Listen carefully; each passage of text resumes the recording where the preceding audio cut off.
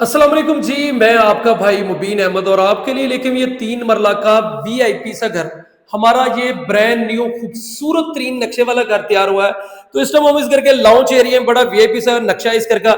ये एक सेपरेट ये ड्राइंग रूम जिसको कर्टन वगैरह लगाकर आप सेपरेट बेडरूम भी बनाना चाहिए तो ऑप्शन मौजूद है। सीलिंग के डिजाइन जबरदस्त रखे गए। इसके साथ ही जैसे घर में इंटर होते हैं लाउंज एरिया में आपको राइट साइड पर एक वॉशरूम लाउंज एरिया में भी देखने को मिल जाएगा। इसके साथ ही इस घर का पहले मैं आपको दिखा दूं तो एक मास्टर साइज का बेडरूम विद अटैच बाथ और वेंटिलेशन के साथ ही आपको मिलेगा। मोटर लगी हुई मिलेगी, गीजर वाली वायरिंग है और ये इस घर का आपका जो है वो दूसरा वॉशरूम आ गया।